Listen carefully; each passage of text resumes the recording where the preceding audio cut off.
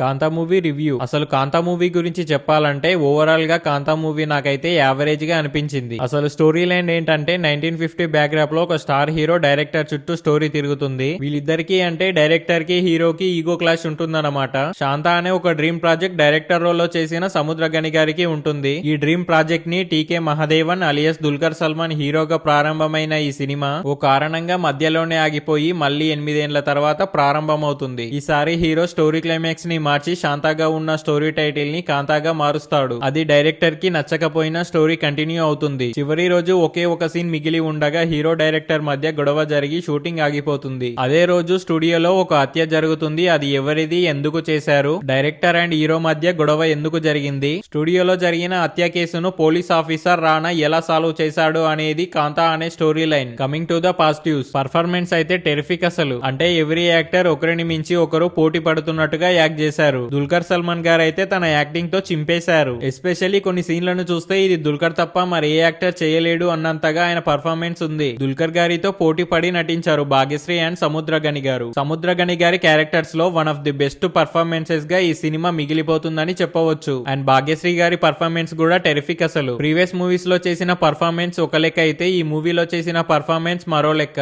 అంత టెరిఫిక్ గా యాక్ట్ చేశారు. అండ్ మ్యూజిక్ చాలా బాగుంది. చాలా ఇంట్రెస్టింగ్ గా ఆ మూడ్ కి తగ్గట్లు అలా ఫ్లోలో పోతుంది. ఇంకా సినిమాటోగ్రఫీ అండ్ ప్రొడక్షన్ వాల్యూస్ గానీ, సినిమాలో యూజ్ చేసిన బ్లాక్ అండ్ వైట్ థీమ్స్ గానీ చాలా బాగున్నాయి. ఫస్ట్ హాఫ్ చూసిన తర్వాత కొట్టేశారు, ఇక పెద్ద హిట్ కొట్టేశారు అనుకున్నా. అంత బాగుంది first half. Every scene interesting గా ఉంది, చాలా ఫాస్ట్ ఫేస్డ్ గా ఉంది. బట్ ప్రాబ్లం ఎక్కడ వస్తుందంటే సెకండ్ హాఫ్ లో ఈ సినిమా జోన్రానే మారిపోతుంది. ఎస్పెషల్లీ హీరోయిన్ ఎమోషన్ కనెక్ట్ అవ్వలేదు. హీరోయిన్ ఎమోషన్ కనెక్ట్ అయితే సెకండ్ హాఫ్ వర్క్ అయ్యేదేమో. క్యారెక్టర్స్ మధ్యలో ఏదో కనెక్టివిటీ మిస్ అయిన ఫీలింగ్ వస్తుంది. అండ్ క్లైమాక్స్ కి వచ్చేసరికి ఏదో చెయ్యాలి కదా, చేసేద్దాం అన్నట్లుగా చేశారు. సెకండ్ హాఫ్ లో రాణా దగ్గుబాటి గారి ఎంట్రీ తర్వాత ఆయన స్క్రీన్ ప్రెజెన్స్ తో కామెడీ టైమింగ్ తో ఇంప్రెస్ చేశారు. బట్ స్టోరీ అంతా ఇంటెన్స్ గా ఉండదు, చాలా స్లో ఫేస్డ్ గా ఉంటుంది. ఇంకా క్లైమాక్స్ ని అంత బాగా ప్లాన్ చేయకపోవడం వల్ల క్లైమాక్స్ చూస్తుంటే ఏంట్రా బాబు అన్నట్లుగా అనిపిస్తుంది. ఈ సినిమా చూడొచ్చా అంటే ఫస్ట్ హాఫ్ కోసం చూడాలి. సెకండ్ హాఫ్ బాగా లేకపోయినా ఫస్ట్ హాఫ్ మాత్రం చాలా బాగుంది. సెకండ్ హాఫ్ నాకు నచ్చలేదు, సీన్స్ ని డ్రాగ్ చేసినట్లుగా అనిపించింది. సో ఓవరాల్ గా సినిమా నాకు యావరేజ్ అనిపించింది.